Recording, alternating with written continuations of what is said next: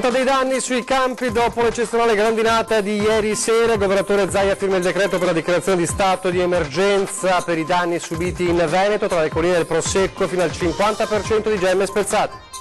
Identificato dai vigili grazie a Instagram, il writer che ha imbrattato Porta San Tommaso e altre zone del centro ha appena 14 anni, è stato denunciato per danneggiamenti. Tragica fine per un 55enne imprenditore trevigiano colto da un malore fatale al volante del suo camion proprio davanti alla casa nella quale avrebbe dovuto scaricare del legname nel Padovano. A mezzogiorno scaduti i termini per la presentazione delle liste per le amministrative del 26 maggio. Nella Marca si vota in 56 comuni e Vittorio Veneto spunta in extremis il quinto contendente. Il capolista della PD alle europee nel nord-est è nella Marca per sostenere il candidato di Vittorio Veneto Marco Dus. Tra i temi trattati l'autonomia, dice sì, Calenda, ma per alcune competenze. Inaugurata in sordina dopo le contestazioni dei giorni scorsi la sede trevigiana di Forza Nuova, i militanti annunciano iniziative passeggiate per la sicurezza. Nel giorno in cui si ricorda la liberazione, tutta la comunità del colmello di paese si ritrova attorno all'effigie della Madonna detta della guerra che li salvò da una strage come quella di Marzabotto. Sport basket, domani alle 18, gara 1 delle ottavi di play-off degli A2, la De Longhi incrocia le armi con Trapani, parte la corsa verso il sogno promozione.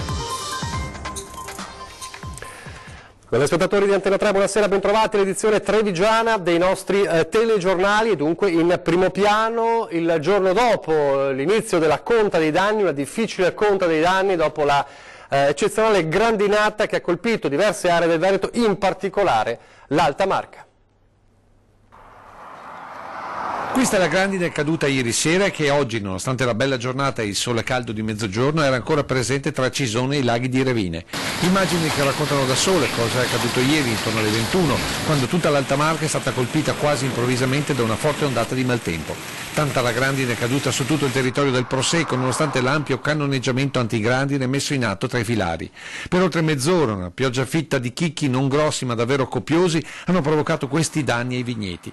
Germogli strappati, foglie perforate, rami spezzati. Qui siamo a Guia di Valdobbiadene e quello che si è fermato su questa griglia è quasi tutto materiale strappato da queste vigne. È entrata nella zona bassa Bigolino Vidor, ha passato la parte bassa del Cartizze e poi è arrivata fino qui a Guia per andare poi verso Miane e Folline. Tra le zone maggiormente colpite, oltre a Guia, Campea, il Colle e il Madean, ma anche le zone verso Vittorio Veneto come il Felettano, Follina, Cison, Revine, risultato di una perturbazione arrivata dal Bassanese che prima ha colpito l'Asolano con danni ai vitigni della Bianchetta per poi scatenarsi anche sulla zona del Cartizze superiore di San Pietro di Barbozza e del Fol. E da questa mattina è stato un via vai continuo dei coltivatori, contrattori e irroratori per salvare il salvabile, mentre il governatore Zaia firmava lo stato di emergenza per danni da grandinata, mandando sul territorio i tecnici della VEPA per una prima verifica dei danni. Adesso state facendo naturalmente trattamenti con rame, trattamento biologico? Sì, per salvare le gemme che sono rimaste. Una grandinata arrivata in piena germogliazione, quindi a questo punto si spera nella reazione delle vigne. In questi casi alghe e concimi fogliari per coprire la cicatrice della ferita provocata dalla grandine. E i prossimi giorni rimane ancora uno dei buoni trattamenti, in questi casi rame e zolfo. Tutti su disciplinare biologico, sottolineano i produttori, che sperano così di stimolare nuove gemme per recuperare quelle spezzate dai chicchi. Coltivatori che sulla quantificazione dei danni al momento non si sbilanciano. Danni, sapete, la grandine va a fasce e a macchie, quindi un danno reale non lo possiamo dire. So che in questi giorni i tecnici della regione usciranno e anche i vari periti a stimare il danno. Poi dall'esperienza nostra da viticoltore assicuriamo che verso settembre capiamo in realtà quanto è stato realmente il danno. Si va da un 5-10% di gemme perdute nelle zone a margine della grandinata fino a un 40-50% di danni per pianta nelle località maggiormente colpite. Questo poi influirà anche sul valore del prosecco della prossima stagione. Ha preso un'area ancora piccola, quindi grande influenza non ne abbiamo. Diciamo che la qualità rimane nella zona storica del Conegliano Valdobbiadene di OCG e speriamo che questa sia la prima e anche l'ultima per questa stagione. A Treviso adesso nel capoluogo della Marca, più vandalo che writer, il responsabile, lo ricorderete, di imbrattamenti in centro storico, tra i quali anche Porta San Tommaso, ed è un ragazzino di appena 14 anni. Di questo dovranno farsi carico perché una volta individuati pagheranno fino all'ultimo centesimo la multa che gli arriverà. Aveva detto così meno di 2 mesi fa il sindaco Mario Conte di fronte all'imbrattamento di una delle colonne interne della cinquecentesca Porta San Tommaso. Il nucleo di polizia giudiziaria dei vigili ha identificato e denunciato per danneggiamenti alla procura dei minori il responsabile, un ragazzino di appena 14 anni che con la stessa bomboletta e lo stesso disegno aveva imbrattato anche muri, panchine e pensiline dell'autobus in viale Cairoli, piazza San Leonardo, via Santa Caterina, viale Bixio e viale Terza Armata. Un vero e proprio raid che aveva fatto andare su tutte le furie il sindaco. Ricordo che chi imbratta e rovina la città offende tutti i trevigiani, quindi noi non abbiamo alcuna intenzione di tollerare. Non è stato semplice, ha spiegato il comandante della locale Andrea Gallo, risalire al ragazzino che aveva scelto zone non coperte dalle videocamere di sorveglianza. Ai vigili non è rimasto altro da fare che studiare il disegno del writer. Dopo aver confrontato centinaia di profili sui social network, sono poi riusciti a identificare lettere e numeri dei graffiti identici in alcuni profili Instagram e riconducibili senza ombra di dubbio all'autore delle scritte oggetto dell'indagine.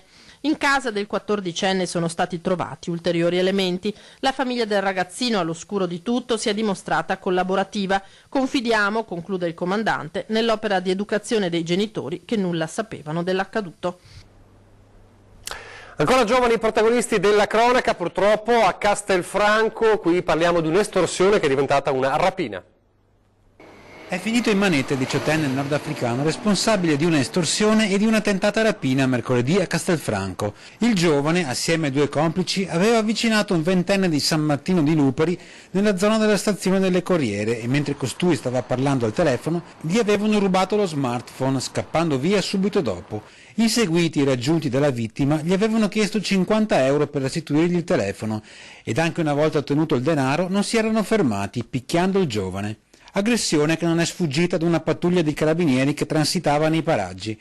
Intervenuti sul posto i militari hanno arrestato il malvivente 18enne con l'accusa di furto, estorsione e tentata rapina e successivamente hanno identificato i suoi 2 complici. E allora la tragedia è avvenuta questa mattina a San Giorgio in Bosco, nel Padovano, dove un 55enne di Castelfranco, Paolo Vecchiato, titolare della Vecchiato Legnami, è morto colto da un malore improvviso mentre era al volante del camion proprio di fronte alla casa nella quale avrebbe dovuto scaricare il carico di legname ordinato. A trovarlo senza vita è stato il proprietario dell'abitazione che aspettava il carico, aveva visto il camion fermo ma non notando nessuno era andato a controllare. Al volante ha trovato Vecchiato esanime, il cliente ha chiamato i soccorsi, disperato, ha cercato anche di rianimare Vecchiato in strada ma purtroppo non c'è stato nulla da fare. Una tragedia sfiorata invece della strada nella notte, 23:30 di ieri a Catena di Villorba, lo scontro tra auto, feriti un uomo e 2 donne, a scontrarsi 2 berline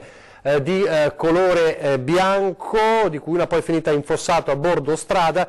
Entrambe hanno subito danni ingenti, come vediamo anche nelle immagini. Ad avere la peggio è stata una donna di 56 anni, portata all'ospedale con serie lesioni.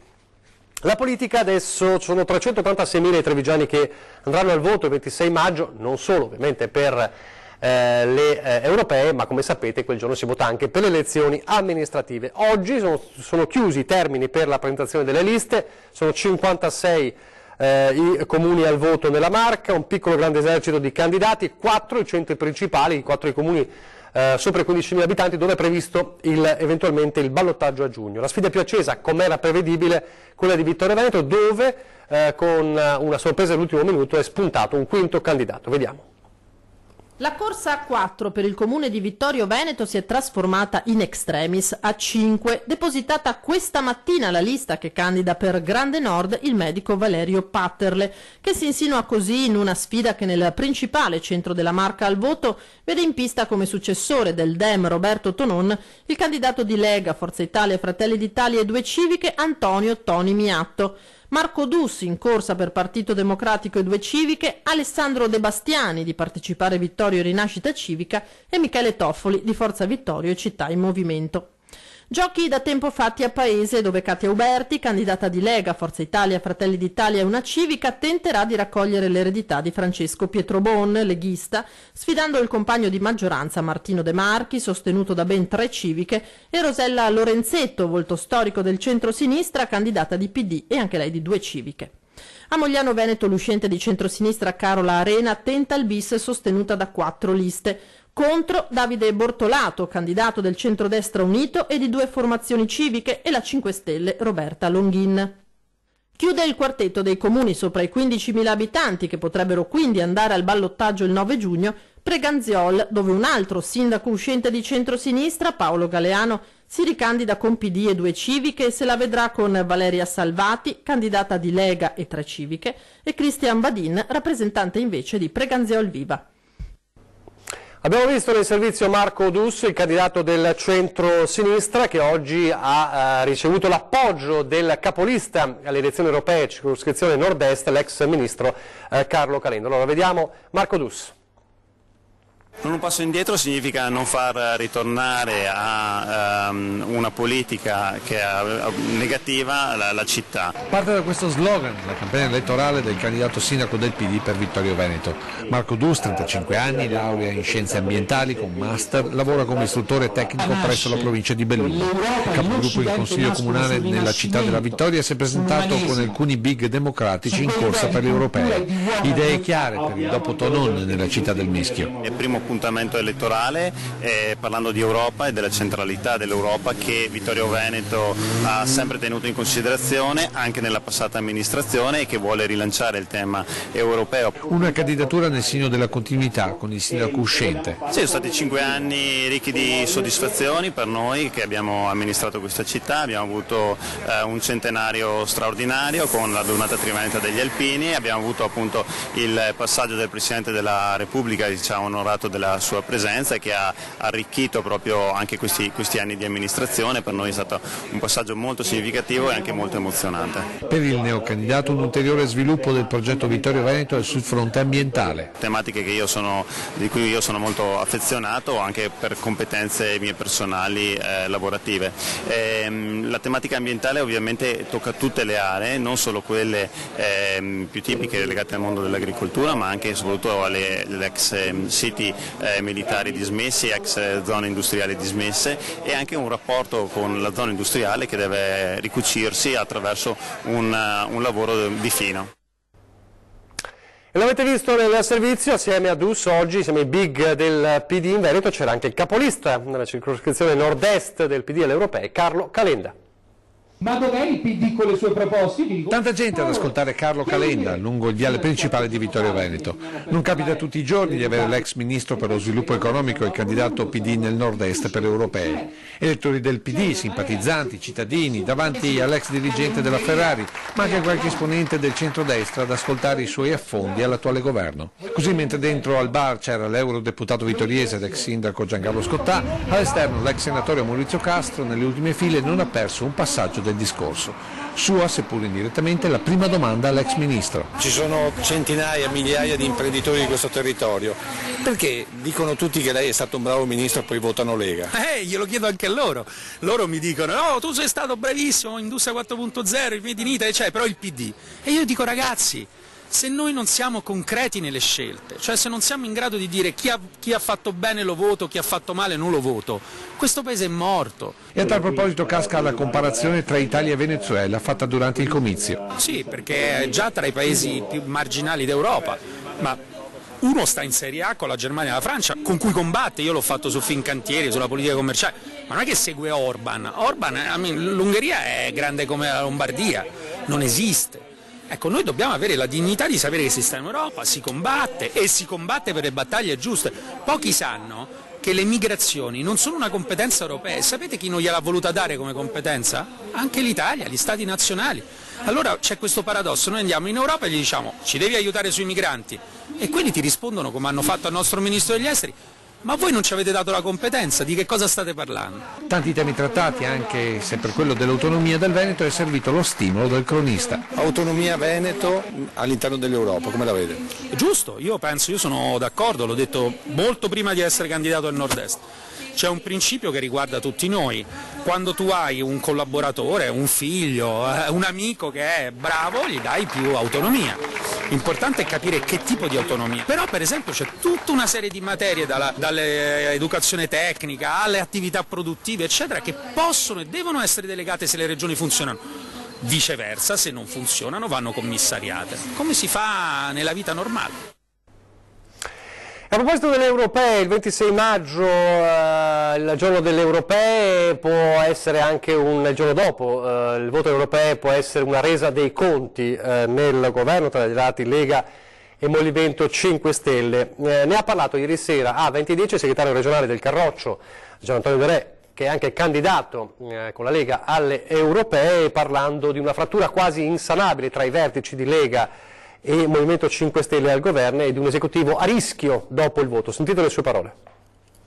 Ci sarà una resa di conti al giorno dopo delle europee e credo che anche il governo, soprattutto con questi lanci che fa sicuramente il vice premier Di Maio nei confronti della Lega, lasceranno sicuramente un solco profondo e probabilmente anche indelebile. Le elezioni europee sono uno spartiacque importantissimo perché la Lega, ricordo, è al governo con il 17%, è al governo con un patto di governo successivo, cioè successivo alle elezioni, e se la Lega avrà un risultato straordinario e i 5 Stelle magari un risultato negativo, è chiaro che cambiano subito i fattori in campo e quindi io penso che questo governo possa avere delle serie difficoltà per proseguire nel suo cammino ed è facile che ci sia un commissariamento e si possa andare al voto magari prima di fine anno, perché questo si vocifera, si parla, si dice e non si dice. Quante chance dà a questo governo in percentuale dopo le europee, sinceramente? Ma sinceramente... Quanto sopravvive in percentuale? Ma secondo me sarà molto difficile, diciamo che sopravvive per il 30%.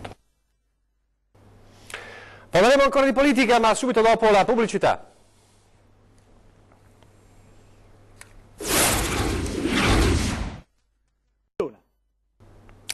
Rieccoci in studio in diretta il telegiornale di Treviso. Allora, a Treviso, dopo settimane di polemiche, manifestazioni di piazza, addirittura una petizione online di partiti e associazioni di centro-sinistra per negare spazi ai movimenti di estrema destra, Forza Nuova stamane ha inaugurato la sua sede a Sant'Antonino.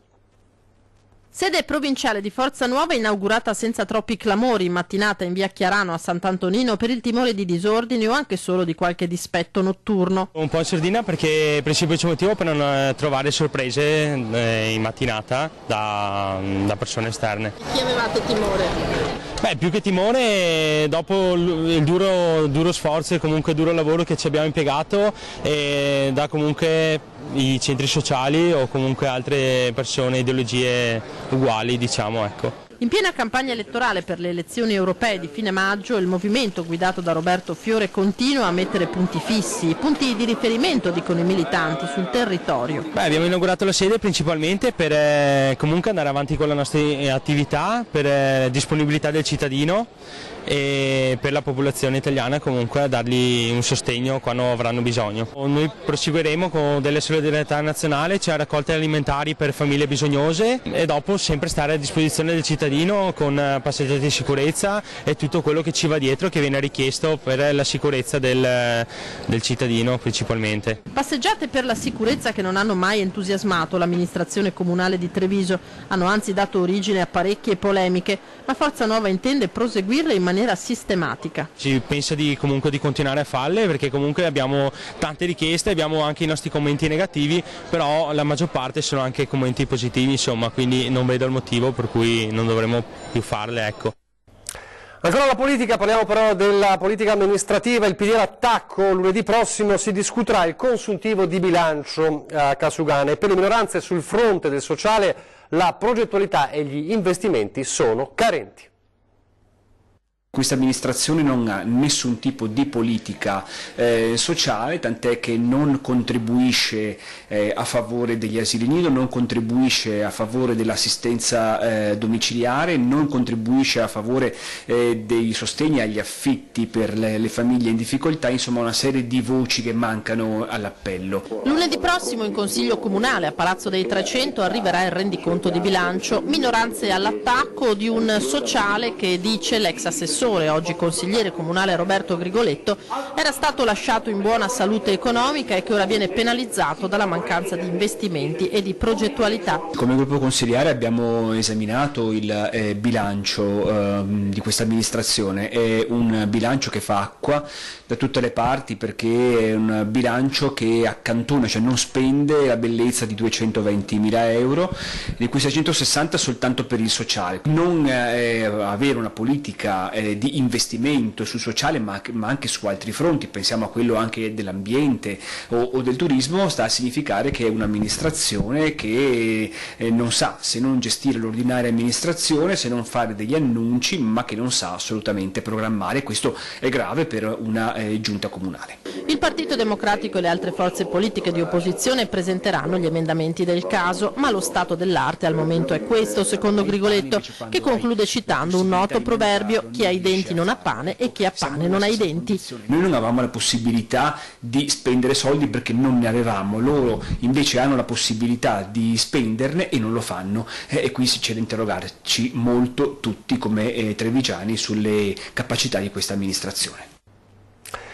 Oggi 27 aprile, San Liberale patrono di Treviso, festività da sempre molto sentita dai trevigiani, onorata come da tradizione con la messa in Duomo celebrata dal vescovo Monsignor Gianfranco Agostino Gardin, e poi nella piazza chiusa per l'occasione gli scout hanno offerto ad autorità e cittadini un piccolo rinfresco. Molti amministratori comunali presenti, ma anche le famiglie o gli anziani che sono fermati in piazza per assaggiare una fetta di colomba e fare due chiacchiere in centro.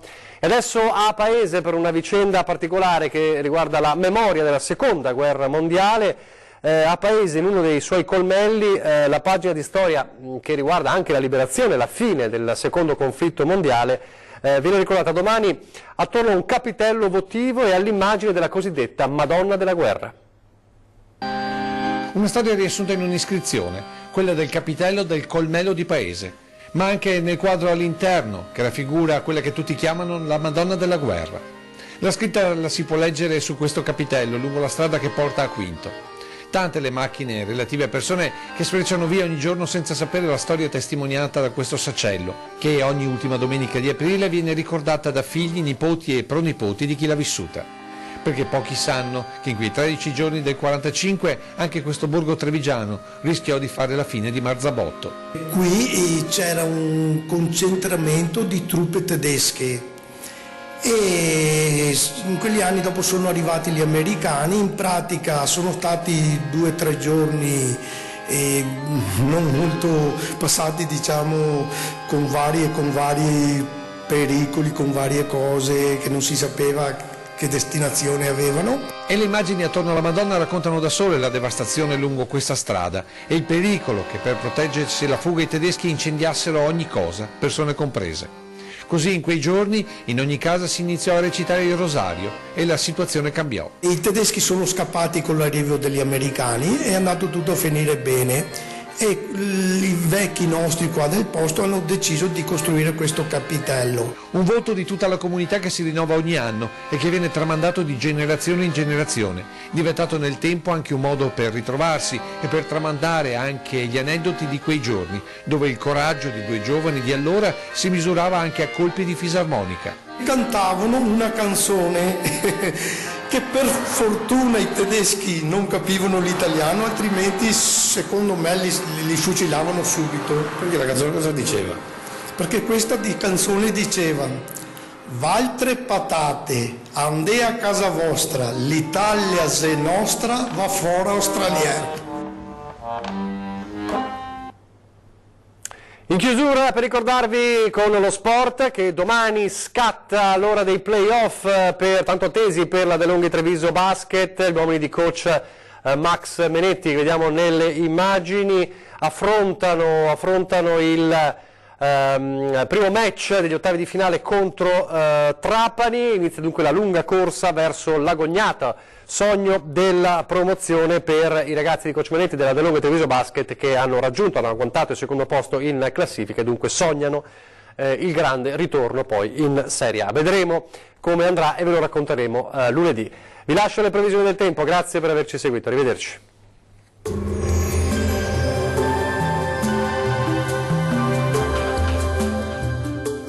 Tonus Laboratorio del Piede, centro altamente specializzato nella costruzione di plantari su misura, dedica nuove tecnologie di rilevazione dei carichi posturali per dare voce alla filosofia di benessere che lo caratterizza. Ben ritrovati al meteo di Antenna 3.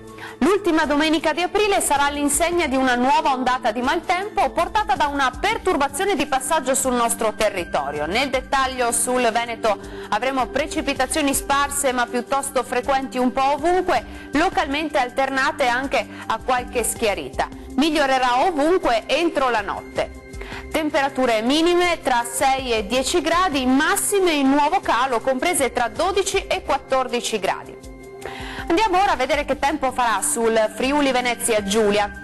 Anche in questo caso la giornata risulterà perturbata sin dal mattino con precipitazioni diffuse, localmente anche di moderata intensità. Temperature minime tra 8 e 9 gradi, massime oscillanti invece tra 11 e 13 gradi, dunque piuttosto fresche.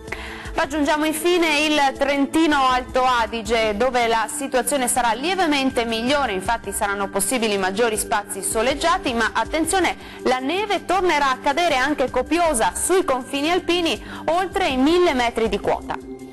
Temperature minime intorno agli 8 gradi, massime sui 17 gradi. Bene, dal meteo di Antenna 3 per ora è tutto, io vi lascio in compagnia dei programmi della nostra emittente. Arrivederci.